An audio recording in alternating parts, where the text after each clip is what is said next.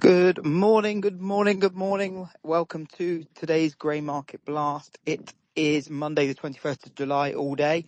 You join me and the glamorous with a capital G, Angie Setzer, where Angie will be providing us with a rapid update of the latest pricing flows and market moving news in agricultural markets. But before she does, and so I don't get my usual spanking, I'll get the legals out the way, so nothing discussed in the space of session constitute trading or investment advice or infers any kind of endorsement by PIQ, myself, Ryan Paisley, or indeed the magnificent Angie Setzer. I like how it's transitioned from, so I don't get it, like you're in fear, to it's a usual one now, where you're just like, it happens. Well, I live in hope, right? I live in hope. One day. At least every Tuesday, maybe Thursday if you're lucky. So happy Monday. Welcome to the early grain blast. I feel so unprepared because it's 15 Yeah, minutes. my What are you fault. going to do? My Yeah, fault. no, it's totally fine. I'm fast marching to the train station to catch my I train. was So. going to say, it sounded like you were walking somewhere, but I didn't want to I sound out offend. of breath. So no, you can't even tell. Not even hardly at all. So yeah, happy Monday. I started my Monday out by being the third Monday in a row of having a load get kicked out of the feed mill. Meal, apparently is how you say that now, for Weevil. So, and honestly, I now have a new movie to add as well, to my repertoire because What do they Ryan, say about, what do they say? the lesser of two evils is There we what they go. say. Yeah. So I've learned things today, but I've also learned new swear words that you can put together, which is the only thing that wheat trading can really honestly do for you, in the end. So, anyway, what are we looking at here? First bullet point, and I'm going to repeat it just because I liked it so much. Like I thought of it this morning when I was getting around and kind of snickered to myself. Let's not make a deal. And so we've seen kind of, this sort of, hey, we've got pretty deals to come in, and I think we still have like two trade deals. We have the pause with China, which is good, and we have seen both sides, come to the table or at least kind of fulfill their portion of those duties. We saw China's rare earth magnet exports, it was a big amount. It just really soared in June Yeah, I think versus. Go ahead. June's versus May. I think it's 7x. Yeah, I was going to say 6 or 7 times. So that was, and then I was like, wait, maybe you shouldn't say it because but yeah, you're right. You confirmed it. Just a big, push in that direction. You had seen the NVIDIA chips working their way, the opposite direction, though we did see this morning, like, there's a limited amount that they're allowing, to go that way or something like that. So there's a little bit of uncertainty there. But aside from that, we're seeing the EU, kind of come back and be like, well, we're preparing if this thing doesn't work out. Japan, you saw their prime minister take a hit this weekend. He lost. It was a historical election, right? In the sense that this is the first time since 1955, which was a long time ago. For those of you who are thinking 50 years, you're wrong. It's 70. But still, this happened where, basically like if the prime minister of Japan doesn't have majority in one or two houses, which this is not me being an expert. This is just me repeating what I've read today and why this is important. But basically, like to not have a prime minister with majority in Japan, is a bit of a feat in either, house or whatever they call it. In either house. And so to see their PM lose control of the upper house by like 3 positions or whatever, you've seen some far right coming in. You've seen some other things happening there. And the only reason it really matters is that Japan's been a bit more of a holdout than what the administration had expected, when it comes to negotiation. But Japan's also having some struggles when it comes to, what's going on in the country, politically, inflationary wise, like all of these other things. And so, you've got Japan, you've got the EU, South Korea's coming back for their second trip in 2 weeks. And you get Lutnick confirmed. Go ahead. Yes, please. If I may on Japan. Of course you can. Obviously it's a Japanese holiday today, so reactions are being muted. So everyone's just looking Yes. to the futures prices rather than kind of any cash markets over in the Far East. But Yeah. the initial reaction was bullish risk. So good for the yen, good for the Nikkei. And the reasoning people were putting behind that is because the current government, the majority they needed was 50, they got 47. But that's Yes. enough of a mandate to not have to go back to the complete starting point with Trump. Yes. So that's good enough then. So that's positive. So it was bad, but not as bad as it could be, kind of is the way it sounds in Yeah, that regard. perfect. And sorry, I've So just walked up some stairs, so now I am breathing out my eyes. you're really, he's like, hold on a minute. The cider from last night is returning for a second. But no, so that's what, we'll be paying attention on that just simply because we're not really having folks line up and come up with these deals. You did see, I think it was Lutnick this morning confirm August 1st. We had heard at the end of the week last week, it was like August 12th or whatever. And I think that there's just some confusion on deadlines.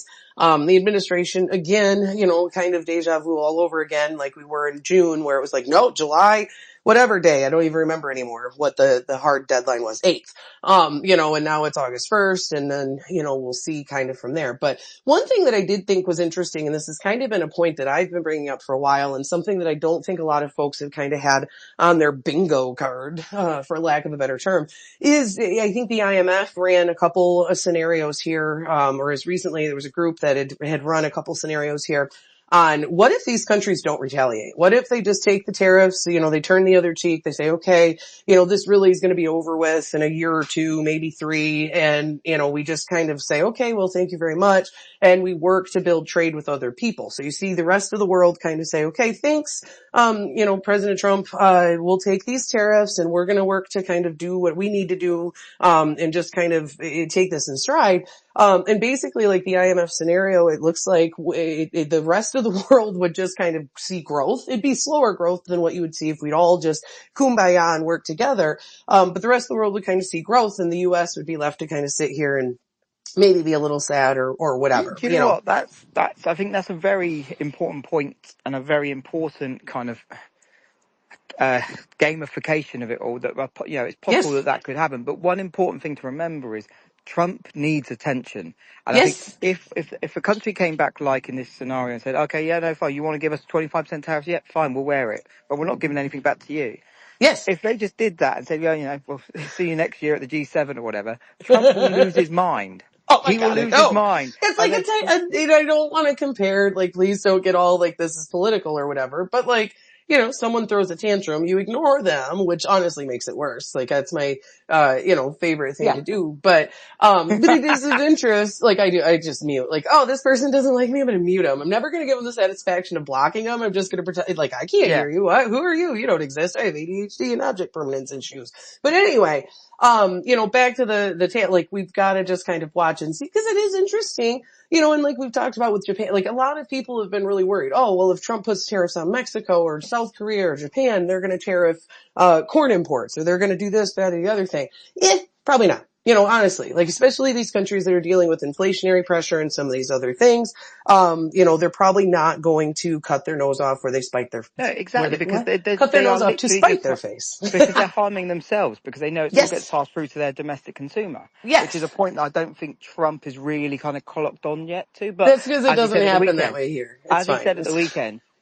nobody Yeah. explains stuff to him. He's the one He's that the does the explainer. explaining. Yeah, Which that's was it. interesting. So was it Basent that said on that, like Yeah, side note, sidebar, was it Basent that said he had explained to Trump or was that just a source yeah, saying that about yeah. Basent? Well, I've Because read it that's as a huge yeah, difference, I right? read it Like, as that's a good point actually. The way I read it was a percent that said I oh explained my. it to Trump.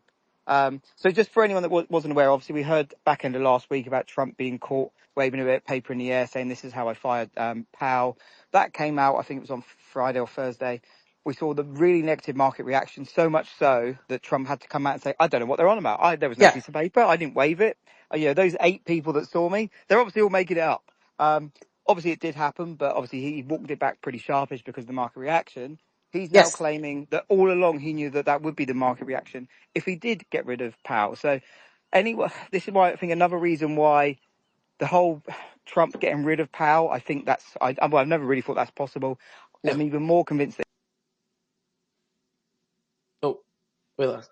he recognizes though they might just now go, oh fuck it, do you know what? I don't need all this. Yeah. I don't mind about being sidelined. Yeah. That's right. I mean, if I were Paul, I think I might just be like, okay, bye. Like, you know how much Yeah. lucrative speaking engagements Oh I my have on the god, other yeah. side We'll of get this? him on here. That's just it. I like hundreds of thousands. Oh, here it'd be hundreds of pennies, hundreds upon hundreds of pennies. But anyway, it's one of those things that, we'll be watching. Like all of these factors at play, like we've got this deadline. It's 3 weeks out, right? 3-4 weeks out, whatever. 2 weeks actually, cause it's August 1st and I don't know how we're July 21st. But it'll be one of those things that we're watching, pay attention to.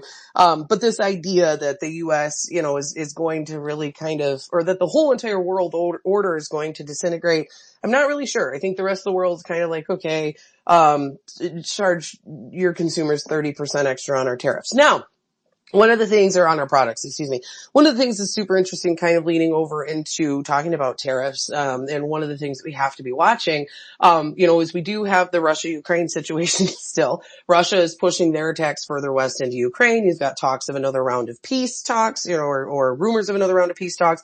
It's probably just going to be more to do with passing over of, casualties of war and some of these other things like we've seen here recently. One of the things that caught my attention this morning, there was an article, I think it was in Bloomberg, but PIQ shared it. So it's just one of those, of course they would. But when it comes down to it, there was some conversation about these countries that are importing Russian fertilizer, and what these secondary sanctions would mean. Because the Trump administration had said if we don't see something happen here, with the administration or with the peace talks, if we don't see progress in 50 days, we're going to start putting on these 100% secondary tariffs. Okay, well, Brazil imports like a third of their fertilizer, I believe, from a third of their fertilizer from Russia.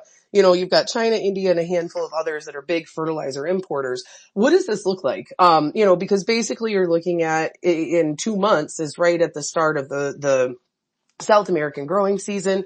And if we see their fertilizer costs double, you're already struggling with really, really poor margins down that way. Like you're already looking at, we did an interview with Eduardo last week. He's talking about expectations of relatively stagnant to limited growth in the year ahead, and the potential if things were to stay this bad margin wise, you could actually see them start to go backwards with some of these growers because they're losing, they're just losing so much money. No one wants to do this. It's unsustainable, even in Brazil. And so we will be watching what that would look like. If you start to see the cost of fertilizer spike around the world, you already have a grower that is, unable to make money just about everywhere. I've said it a million times. Like once you get to where you can buy it on the board cheaper than you can grow it, it's unsustainable. And so if we continue to talk about raising the costs of food production, just about everywhere, especially if we sanction Russia and some of this other stuff, that could be interesting.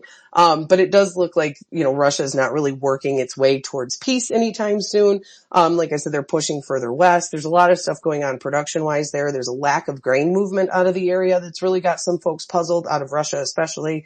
And so there's a lot of things that we'll be paying attention to in that regard. So we're 15 minutes in. You got to get on a train. But there's a lot to be watching. Obviously, just kind of too long, didn't read version of all of the things that you need to be paying attention to. Weather-wise, it does look like after this initial heat wave that we're going to get here over the next few days, you will see it cool off again. Most models are pointing towards cooler temperatures, July 31st through like August 2nd, 3rd, 4th, right there. But then if you look at the CPC and some of these others, they're calling for heat to build back in on the back end of that. So we'll be watching really closely. Right now the heat is not great, though it does look accompanied with some moisture. We're watching the rest of the world too. But nothing really glaring stands out from a weather standpoint. So we had export inspections this morning, crop progress, all of that good stuff. And yeah, happy Monday. Wonderful. Well, again, I apologise for having to bring this forward by 15 minutes, but you're fine. Thank you. As long as you don't mind, that's all I care about, really. I don't mind. Yeah, the rest of them don't mind either. They're happy to be here. Perfect. Thank you. Well, Angie, thank you again for being awesome. Again, please do watch Master and Commander. It's an amazing film, and once you've done, then we've got something else to talk about. Right. But listeners, thank you so much for tuning in. We really do appreciate you, and we'll see you all tomorrow. Much love. Have a good one, guys.